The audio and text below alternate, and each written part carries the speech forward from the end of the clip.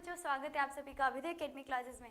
आज मैंने third chapter finish हो गई थी ना हमारी, है ना। मानव जनन हमने पढ़ लिया था, फिर जनन हेल्थ हम लोग पढ़ रहे थे ना, रिप्रोडक्टिव हेल्थ को पढ़ रहे थे, तो वो पूरा चैप्टर फिनिश कर लिया था। इसके लिए तो सबसे पहले आप सभी को कॉन्ग्रेचुलेशन कि आपके ये चैप्टर्स फिनिश हो गए। अब उसी से रिलेटेड मैं लेके आई हूँ एमसीक्यू सीरीज कि आपको एमसीक्यूज में दिक्कत ना है, कहीं से भी क्वेश्चन बनेगा तो आप सभी ऐसे यूं टिक करोगे। लेकिन एक चीज मैं आपको बता दूं, क्वेश्चन को पढ़ना, अच्छे से पढ़ना, फिर ही आंसर करना, ठीक है। क्योंकि अगर आप क्वेश्चंस को नहीं पढ़ते हो ना, तो कई बच्चे होते हैं कहीं पे नहीं लिखा होता है और बच्चे नहीं पढ़ते ही नहीं है और आंसर कुछ और लगा देते हैं, है ना। इससे गलती हो जाती है। तो आप सभी फोकस करेंगे कि क्वेश्चंस को अच्छे से पढ़ें पहले, ठीक है। चलो पढ़ना शुरू करते हैं। सहायक जनन प्रौद्योगिकी यानी IVF के अंतर्गत किसका स्थानांतरण होता है। IVF के मतलब मैंने IVF का फुल फॉर्म बताया था, है ना। आंसर आपको भी पता होगा, युग्मनज। क्या है? युग्मनज का फैलोपियन ट्यूब या फिर नलिका में कहाँ पे स्थानांतरण होता है IVF का। ये एक प्रोसेस थी वो वाली, है ना, वो वाली मतलब जिसमें गर्भ धारण करने से बचा जा रहा था, है ना। कुछ प्रोसेसेस थे, उसमें से IVF भी एक प्रोसेस था, ठीक है। ये क्वेश्चन सॉल्व हुआ। उसके बाद फिर एक परिवर्तनशील गर्भ में उर्ववेधन द्वारा निम्नलिखित में से किसकी पहचान नहीं की जा सकती। इस नहीं को याद रखना। अब जैसे उर्ववेधन वो जो हो रहा था, जिसमें कोशिका में से, है ना, मैंने बताया था कोशिका में से उसके मतलब गर्भ में से, अंडाशय में से क्या ले रहे थे, ये चीजें ले रहे थे, है ना। अंडाशय कह रही हूँ, उसको वो बोल रहे थे ना, जो भ्रूण बन रहा था हमारा, जो युग्मनज बन रहा था, उसी में से क्या ले रहे हैं, उसकी कोशिकाएं ले रहे थे, लैब में टेस्ट कर रहे थे। लैब में टेस्ट करने के बाद कौन सी चीज की यहाँ जांच नहीं होती, इसमें एलिमिनेशन मेथड यूज करो। पहला तो क्लाइनफेटर सिंड्रोम, हाँ सिंड्रोम्स उसमें पता चल रहा था, डाउन सिंड्रोम्स पता चल रहा था और भ्रूण पता चल रहा था। क्या किस चीज की पहचान नहीं हो रही थी, भ्रूण के लिंग की मतलब समझ रहा कि मेल है कि फीमेल है, ये पता चल रहा था, है ना। उसके सिंड्रोम्स क्या क्या है, डाउन सिंड्रोम क्या है, वो चीजें पता चल रही थी। लेकिन पीलिया एक ऐसी बीमारी है भाई, ये तो ना, पीलिया तो बीमारी है, ये थोड़ी पता चलेगा उससे, है ना। तो ये वाला भी क्वेश्चन क्लियर। फिर उर्ववेधन जिसे कहते हैं एमिनोसेंटेसिस की तकनीक का अनुमोदित करता है। तकनीक को कौन अनुमोदित करता है? अजन्मे गर्भ के लिंग की जांच, या फिर सैरोगेट माता के गर्भाशय में भ्रूण का स्थानांतरण, या फिर कृत्रिम वीर्यसेचन, या फिर लास्ट है क्या, अनुवंशिक असामान्यता की जांच। जब ये उर्ववेधन हो रहा था, ये जांच किस वजह से, किस लिए हो रही थी? जांच इसलिए हो रही थी ना कि अगर जांच हो जाएगी तो जो बच्चा है, जो भ्रूण है, अगर उसमें कुछ भी असामान्यता है, कुछ भी प्रॉब्लम है, तो उसको वहीं पे ट्रीटमेंट देके ठीक किया जा सके, है ना। समझ गए? तो इसका आंसर क्या है, अनुवांशिक असामान्यता की जांच के लिए ये चीजें हो रही थी, है ना। अतः अंतःफलोपियन ट्रांसफर की तकनीक का सुझाव उन महिलाओं के लिए दिया जा रहा था। कौन सी महिलाओं को दिया जाता था? जो अंडाणु उत्पन्न करने में असक्षम थी, है ना। जो अंडाणु को उत्पन्न करने में असक्षम थी, जो अंडाणु को, है ना, फलोपियन ट्यूब से जो यहाँ पे अंडाणु बन रहा था, है ना, ये यहाँ पे जो अंडाणु आया था, ये उत्पन्न करने में जो महिलाएं असक्षम थी, उनके लिए क्या आया था, अंतःफलोपियन ट्रांसफर, है ना। चलो समझ आ गया इसका भी आंसर। कोशिश करना कि सारी PDF तो आपको मिल जाएगी, लेकिन फिर भी आपको बोल देती हूँ कि सारे क्वेश्चंस को आप सभी लिखो, पढ़ो, याद करो, तो ही होगा। एक नंबर के क्वेश्चंस में आता है, 1 मार्क्स के क्वेश्चन में आता है ना। टिक द करेक्ट ऑप्शन कितने मार्क्स के होते हैं बच्चा? 1 मार्क्स के होते हैं ना। चलो नेक्स्ट क्वेश्चंस देखते हैं। नेक्स्ट क्वेश्चंस क्या है हमारे, परख नली शिशु कार्यक्रम के अंतर्गत तकनीक का उपयोग किया जाता है। कौन सी तकनीक का उपयोग किया जाता है, बताओ। परख नली मतलब कि अभी इसमें भी मैंने बताया था परख नली में क्या क्या चीजें हो रही थी, है ना। अभी पहले रुको, इसमें आंसर नहीं है अभी, चलो इसको पढ़ते हैं फिर बताते हैं। जननांग मस्सा वो प्रॉब्लम्स में बता रही थी ना कि मस्सा प्रॉब्लम्स हो रही थी किस चीज में। जस्ट अ सेकंड, बस 2 minute, give me just 2 minutes।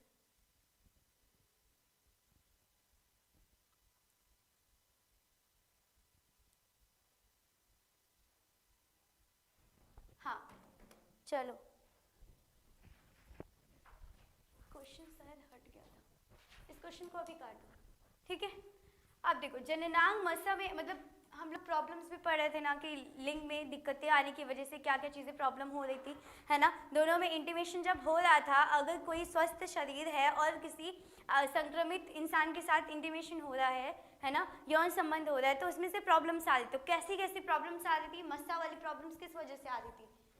Papilloma विषाणु के कारण, ठीक है। मैंने वो चार्ट बनाया था ना, यहाँ पे 5 चीज़ें लिखी हुई थी, है ना, वही वाला चार्ट इसमें बताया गया है, ठीक है। अब निम्न में से किस कॉपर टी को रोकता है? मतलब कॉपर टी जो संरचना थी, है ना, याद करो, ये वाला कॉपर टी की बात कर रहे हैं, है ना। ये हमारा क्या था? गर्भाशय था। मैंने बताया था इसमें कॉपर टी क्या हेल्प करेगा।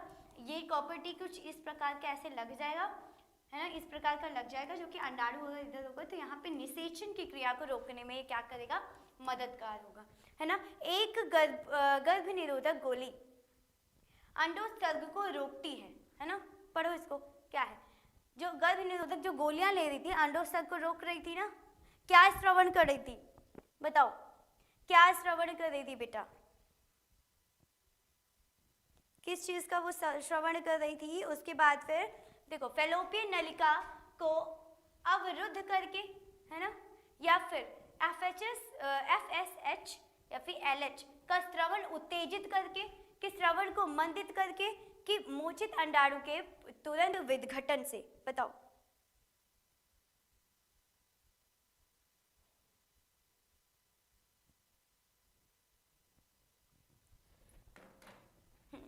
चलो ठीक है, ये मंदित कर रही थी उसको, ठीक, इतनी बात क्लियर।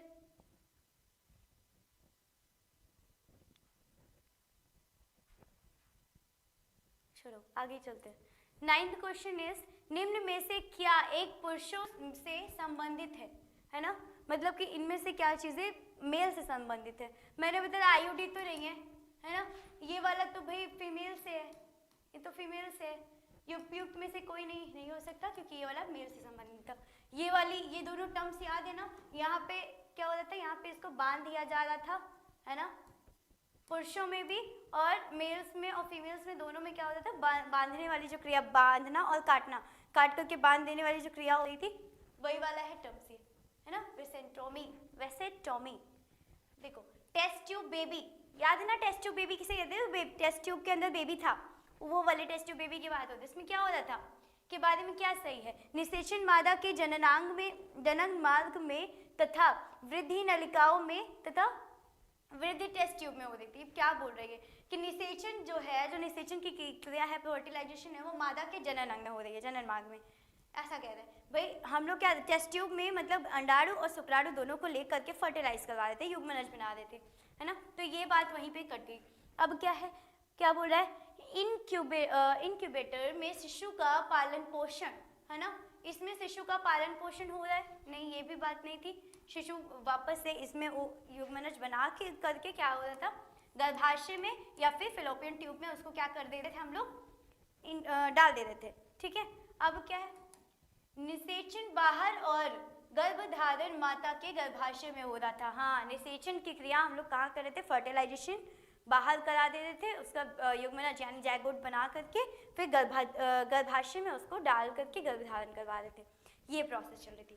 लास्ट वाला भी पढ़ लेते हैं। निषेचन व परिवर्धन दोनों का मादा जनन मार्ग के बाहर होना, है ना। निषेचन और परिवर्धन दोनों का कहाँ पे होता है? मादा जनन मार्ग के बाहर हो रहा था? नहीं, मतलब कि इसमें निषेचन की क्रिया तो बाहर हो रही थी, लेकिन परिवर्धन की क्रिया बाहर नहीं हो रही, वो कहाँ हो रही थी? गर्भाशय। अब ये सहेली वाला, ये तो मैंने बताया था ना, 2 पिल्स, सहेली की 2 पिल्स, ये क्या है? स्त्रियों के लिए एक गर्भ निरोधक गोली उपयोग की जाती है। कब? दैनिक यानी रोज रोज की, साप्ताहिक हर सप्ताह में, या फिर त्रैमासिक हर तीसरे महीने में, कि मासिक हर महीने? बताओ, मैंने इसमें बताया था हर 7वें दिन लिया जाता है, साप्ताहिक, है ना। आईओडी का उदाहरण, आईओडी का उदाहरण क्या है? शुक्राणु वाहक अनुच्छेदन, उच्छेदन या फिर कॉन्डोम या फिर कट, है ना, जिसे CUT बोलते हैं, या फिर इनमें से सभी। तो कट इसका आंसर है। यहाँ तक बात क्लियर होगी, है ना। चलिए आगे चलते हैं। आगे क्या है? एक गर्भ निरोधक गोली में क्या होता है, ये भी मैंने बताया था। गर्भ निरोधक जो गोलियां जो पिल्स बन रही थी किससे बन रही थी, प्रोजेस्टेरॉन और एस्ट्रोनॉन से। ये तो तुरंत ही बन गया भाई, इसका आंसर तो हमें तुरंत ही आ गया, है ना, आ गया ना। जिसने मेरे सारे लेक्चर्स को अच्छे से समझा होगा ना, सुना होगा, उनको कोई दिक्कत नहीं होगी। अभी मैं इनमें से बता दूंगी कौन कौन से मोस्ट इंपॉर्टेंट्स है, उसको भी आप अच्छे से मार्क करके उसको लास्ट में याद करके जाना पेपर के टाइम। क्या है जनरल स्वास्थ्य के संदर्भ में एमटीपी का क्या, एमटीपी का फुल फॉर्म भी मैंने बताया था। एमटीपी का पूरा मतलब देखो, मैग्नेटिक तो कहीं भी नहीं आएगा, मोशन भी कहीं भी नहीं है, एलिमिनेशन मेथड का यूज करो, मिड टर्म प्लान भी नहीं होगा, तो मेडिकल से संबंधित तो यही आंसर है ना। अगर आप यहाँ पे एलिमिनेशन मेथड का काटने छाटने वाला मेथड यूज करते तो बहुत आसानी से निकल जाता है, ठीक है। तो एमटीपी का मैं बोली थी फुल फॉर्म्स को अच्छे से याद करना, पेपर में आ जाता है 1 मार्क्स में। आवर्त चक्र में कौन से दिनों में निषेचन के अवसर बहुत अधिक होते हैं, तो मैंने ये भी बताया था कि निषेचन यानी फर्टिलाइजेशन होने की संभावना किस दिन में होती है, मतलब महीने में 14वें दिन, है ना, ज़्यादातर 14वें दिन हो रही थी। लेकिन मैंने टाइम आपको बताया था कि किसी किसी की शरीर सबके अलग होते हैं ना, बॉडी सबके अलग अलग होती है, तो 10 से लेके 17 दिन तक मैं बोली थी, 10 से 17वें दिन तक होती है ना, सही है। विश्व का पहला देश जिसने परिवार नियोजन कार्यक्रम लागू किया था, ये तो बहुत इंपॉर्टेंट क्वेश्चन है, बहुत इंपॉर्टेंट क्वेश्चन है, आपका आ सकता है इसमें। भारत ही ऐसा देश था जहाँ पे ये चीज़ आई थी कि भाई 2 बच्चे सबसे अच्छे, है ना, उस जगह नहीं, अभी आया था 2 बच्चे सबसे अच्छे, अब तो 1 बच्चे सब कर रहे, है ना, चीज़ें सही हो गई। चलो आगे के क्वेश्चंस क्या है।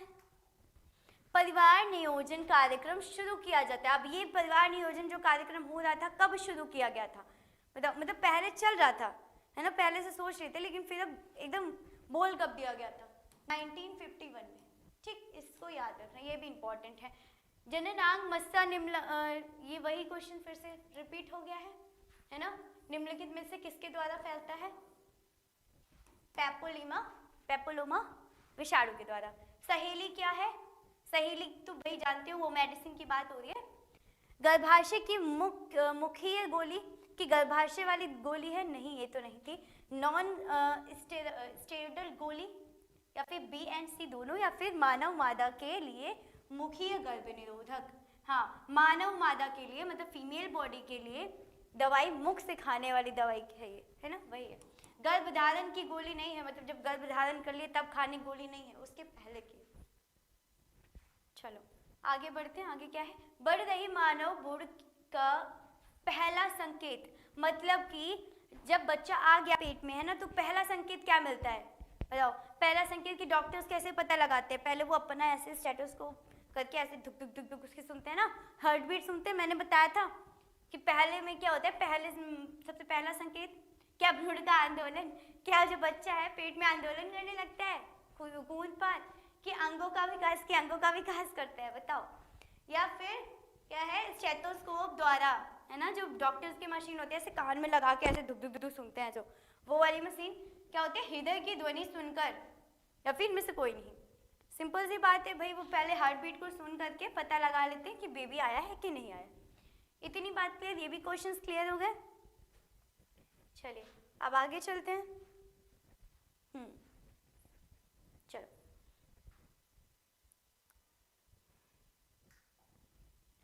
किसी खास समय एक क्या होता है, किसी खास समय एक स्थान में किसी खास आबादी का होना, है ना, ये आपका उसमें आ सकता है, क्या बोलते हैं, डेफिनेशन में भी पूछ सकता है कि मोर्टेलिटी क्या होती है ना।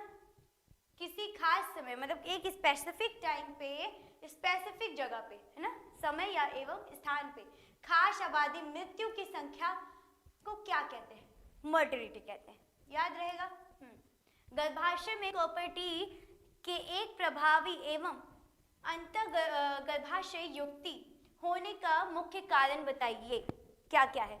शुक्राणुओं की निषेचन क्षमता में कमी, हाँ ये भी बात सही है कि भाई अगर कॉपर-टी यूज हो रहा है तो इसमें क्या होता है, कॉपर-टी अगर यूज हो रहा है तो जो शुक्राणु की स्पीड होती है, स्पीड को कम कर देता है ना। और क्या करते हैं, गर्भाशय में कॉपर आयन मोचित होने के कारण शुक्राणुओं की वही चीज़ है ना, उसी चीज़ मतलब उसकी वृद्धि यहीं तक होती है, क्योंकि ये कॉपर आयन को प्रोड्यूस करता है, निकालता है, तो फिर वहीं पे संतानों की गतिशीलता में कमी, वही बात है, ये भी सही, ये भी सही, इनमें से सारे सही। ठीक है, अब क्या, प्रथम मानव जनसंख्या विस्फोट का कारण क्या होता है, मतलब कि जनसंख्या विस्फोट का कारण क्या बनता है, बताओ। कृषि, है ना, औद्योगिकी तो नहीं है। सबसे ज्यादा जनसंख्या कहाँ बढ़ रही है, जो लोग किसानी करते हैं, ऐसा कह रहा है, या फिर तकनीकी, कृषि, कृषि किसानी नहीं, ठीक है, तो ये याद रखना, मैं मजाक में बोल रही हूँ, है ना। सभ्यता में परिवर्तन, है ना, कारण बता रहे कि ऐसे कौन से कारण जिस वजह से जनसंख्या बढ़ रही है। औद्योगिकीकरण तो नहीं होगा, तकनीक भी नहीं होगा, सभ्यता में परिवर्तन भी नहीं होगा, कृषि होगा। ठीक है, मादा में मुखीय गर्भ निरोधक किससे रोकती है, मतलब कि जो मादा है, जो फीमेल है, उसमें मुखीय गर्भ निरोधक समझ रहे होंगे ना, जिसमें अबॉर्शंस हो रहे हैं, किसमें, अंडोत्सर्ग होने से रोक देगी अगर, मतलब कि यहाँ पे अंडोत्सर्ग अगर हुआ ही नहीं तो निषेचन नहीं होगा, अंडा मिलेगा, शुक्राणु मिलेगा तभी तो निषेचन होगा, ऐसे तो होगा नहीं, तो वही चीज है अंडोत्सर्ग। ठीक है, हाँ, ठीक है, तो लास्ट क्वेश्चन इज, हमारा जो लास्ट क्वेश्चन है ना, क्वेश्चन नंबर 25। चलो, क्या है, ये नहीं, यहाँ पे ये नहीं है। ठीक है, संतानोत्पत्ति नियंत्रण के उपाय, कि भाई मैं इसमें भी बता रही थी कि इसको नियंत्रित कैसे करें, पॉपुलेशन को नियंत्रित कैसे करें। मैंने इसमें 6 विधियां आपको बताई थी, है ना, प्राकृतिक विधि भी बताई थी, रोध या बैरियर्स भी बताए थे, और भी बहुत सारी चीज़ें बताई थी ना, कॉपर टी वगैरह यूज़ हो रहा था, है ना, आपको यंत्र बताए थे, मेडिसिन पिल्स बताई थी, दवाइयाँ गोली जिसे कह रहे थे, है ना, तो काफ़ी चीज़ें थी। अब इसमें देखो, हार्मोनल विधियाँ होती हैं, हाँ हार्मोनल विधियाँ होती हैं, प्राकृतिक विधियाँ भी होती है, हाँ बच्चा, प्राकृतिक विधियाँ भी होती है, और यांत्रिक विधियाँ, हाँ यांत्रिक विधियाँ यानी यंत्र के द्वारा विधि हो रही है, हाँ ये भी हो रहा है। इनमें से सभी विधियाँ, हाँ भाई इनमें से सभी विधियाँ हो रही है ना। चलो, इतनी बात क्लियर, इस चैप्टर आपको समझ में आया, है ना। ये वीडियो सिर्फ इतना ही है, इस चैप्टर यहीं पे फिनिश होता है, एमसीक्यूज भी आपके फिनिश होते हैं, है ना, हाँ एमसीक्यूज भी यहीं फिनिश होते हैं। अब कल से हम लोग एक नया चैप्टर लेकर के आएंगे, है ना, कल से हम लोग आपके लिए एक नया चैप्टर लेके आएंगे। आप सभी के लिए होमवर्क है कि जो चैप्टर मैं लेके आऊँ, है ना, जैसे स्कूल में होमवर्क मिलता है ना, अगर जो चैप्टर आगे पढ़ने वाले हैं उसको मैम लोग कहती है पहले से रीडिंग कर लो। अगर रीडिंग कर लोगे तो क्या होगा बताओ, रीडिंग करने से फ़ायदा होता है ना, अगर रीडिंग कर लो तो आगे की चीज़ें आपको अच्छे से समझ आती हैं, है ना, रीडिंग करने से जो आगे की चीज़ें होती है वो अच्छे से समझ में आती हैं। Just give me just 2 minutes कि आगे के चैप्टर्स आपके हैं क्या, है ना। 12th क्लास का हम लोग पढ़ रहे थे, 3 चैप्टर हमारे हो गए हैं, है ना, 3 चैप्टर हमारे हो गए हैं। अब वंशागति और विविधता के सिद्धांत पढ़ेंगे, इसके बाद हम लोग क्या वंशागति और सिद्धांत पढ़ेंगे उसके, ठीक है। तो वंशागति अब भाई कल पढ़ के आना, रिविजन करके आना, तो आप सभी के लिए बहुत अच्छा होगा। ये थोड़ा सा शॉर्ट वीडियो हो गया, है ना। अगर इसमें से कोई भी क्वेश्चंस आपको नहीं आए हैं, एक तो पहले इंपॉर्टेंट क्वेश्चंस मैं आपको बता देती हूँ यहीं पे, है ना, किसमें से इंपॉर्टेंट क्वेश्चंस क्या क्या हैं, इसको कर लेना, ठीक है, मोस्ट इंपॉर्टेंट में, है ना।